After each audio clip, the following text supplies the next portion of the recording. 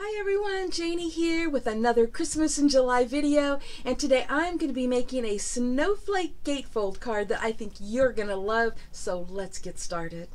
For this card, I'm going to be using the 6-inch Ice Series background paper from InLoveArts, and this is the paper from the set that I'm going to use. And later, I'm going to be using another paper from this paper pack.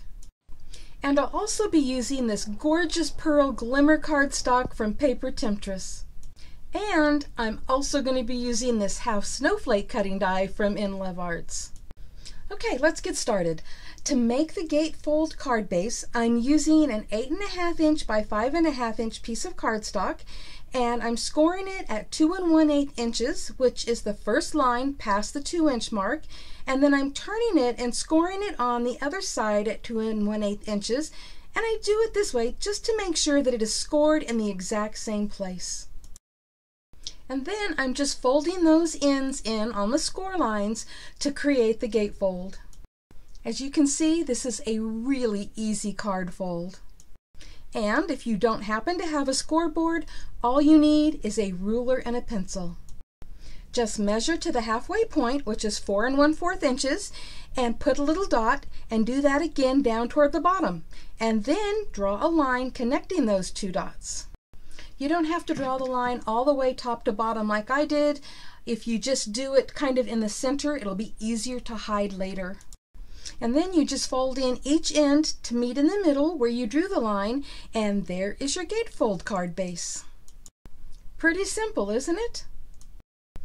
Now to work on those layers. Using the Pearl Glimmer cardstock from Paper Temptress, I cut a piece that was 4 1/4 inches by 5.5 inches, perfect for the size of the front of the card, and then I cut it in half at 2 1/8 inches by 5.5 inches.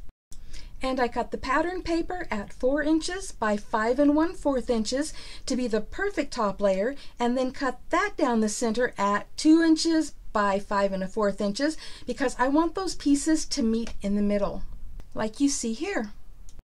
But if you wanted a border all the way around on all sides like this, then you would cut the pattern paper at 1 7/8 inches by 5 1/4 inches.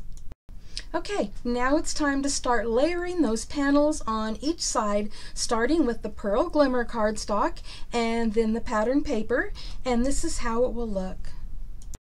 And this is what I meant about them meeting in the middle so that it looks seamless. And now I'm using that half snowflake die to cut the Pearl Glimmer cardstock, and I cut 2 of them, one for each side of the gatefold. And I'm going to glue them on so that they meet in the middle, creating the appearance of one large snowflake.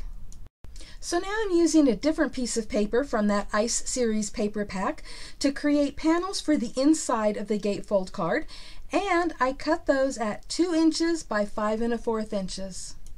And then using my stitched rectangle dies, I created a layered center panel for the sentiment. But I'm not done. I decided I wanted to add another snowflake on top of the one on the front of the card. So I used a variety of snowflake dies that I have in my stash, trying to find just the right one. And in the end, I decided to use all of them and layer them on top of each other on that snowflake, and then I added a rhinestone on top of that, and I thought it looked perfect. So I added that snowflake to the front of the card by only putting glue on half of it to adhere it to the panel on the left side of the card, because obviously you don't want to glue it to both sides or you won't be able to open the card. And while die cutting all of those snowflakes, I decided to cut out a few extra of those little ones and add them to the card as well. I love snowflakes, and I thought that they were the perfect addition to the card. And of course, it needed a little sentiment on the front, and I thought Let It Snow seemed perfect for that. If you're wondering why I'm not mentioning some of the dyes or inks or stamps that I'm using, it's because they're old and they're no longer available. And I'm just trying to use things I haven't used in a while. And here's the finished card, and I absolutely love how it all came together.